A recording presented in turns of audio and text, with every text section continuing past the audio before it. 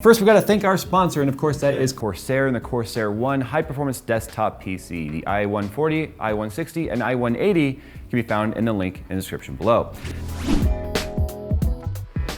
Okay, so we're over here at NVIDIA, here at CES 2019, and you may have seen the other day I put out a tweet saying that NVIDIA is doing some validating on adaptive sync panels and not just G-Sync, because I mean the technology's there. If it could be leveraged and used and opening up panel options to more gamers and buyers, that's a great thing.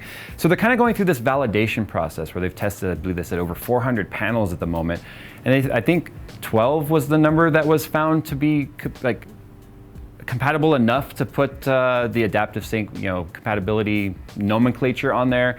They've really kind of widened and relaxed the restrictions of what they would consider to be in spec for G-Sync compared to the very stringent testing that they do in their own G-Sync technology. So they've kind of relaxed the standard, if you will. But what we have here are two displays that kind of show why they can't just slap a wide labeled, adaptive sync compatible on everything, because not everything is. So what we've got right here is an ultra-wide panel. We've got the brand covered for obvious reasons. I'm sure you could find somewhere out there on YouTube someone that may have been brazen enough to remove the adhesive on that. So what we've got right here is Battlefield 5 running. Of course, it's an HDR title, and this is not an HDR panel, it's just an ultra-wide. But as you can see right now, we've got some flickering that's going on right here. So completely black flickering, and it's completely FPS dependent as well. So the reason why you don't see it right now while we're looking up here at the sky is because the frame rate is so high. So it's just an example of what can happen here if you were to turn on G-Sync with a GeForce product on a adaptive sync panel that's not been validated. You get this sort of obviously negative effect. So that's why you can't just randomly say all of them are compatible. What we've got over here now is an HDR panel. And what I'm showing right here is, it's gonna be very hard to pick this up on camera, but there's a lot of things happening here. There's some color banding happening in the sky, which obviously shouldn't be happening with HDR. It's kind of the point of HDR. You've got a much wider brightness levels you can deal with and the high dynamic range that's supposed to give you much better gradients and stuff. It's the whole point of HDR.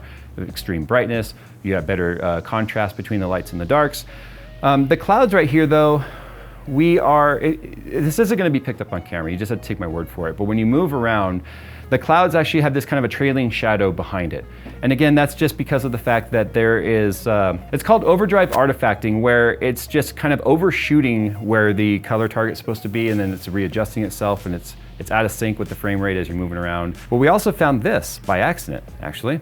So if you come over here, and we'll just get this one set up. We're going to go to this other panel here for a second too. As we turn around, if we right click or aim down sight on the gun, you can see nothing really happens. That's normal, as you'd expect. We're kind of focusing on this corner right here. The brightness all stays the same, but check out what happens on this panel. As we aim down the sight, look at the exposure. There's this crazy weirdness happening here in terms of exposure, where it's just brightening up the whole scene. As a whole, you actually see like the shadows and everything everywhere, just as a whole comes up. So there's some sort of weird formula, algorithmic thing going on, which is another reason why this is not a validated panel. So we're seeing a good attempt and a good stride here moving forward in terms of better compatibility between adaptive sync panels. But I thought this was an important piece to talk about. One, to let you know that you may or may not have a compatible panel. They are doing testing on that. But also the importance of why this type of testing has to take place. So I think you could expect the list of panels that are adaptive sync panels that are compatible with GeForce products and G-Sync in the future. So obviously you guys have to stay ear to the ground for NVIDIA to see what that is. But they've got this demo here that was definitely worth taking a look at and kind of letting you know we're getting somewhere, but it's a slow, painful process. So, but once again, guys, a huge thank you to Corsair for sending us to CES 2019 and brought to you by the new Corsair One desktop. Check it out in the link in the description below. And as always, we'll see you in a couple of minutes.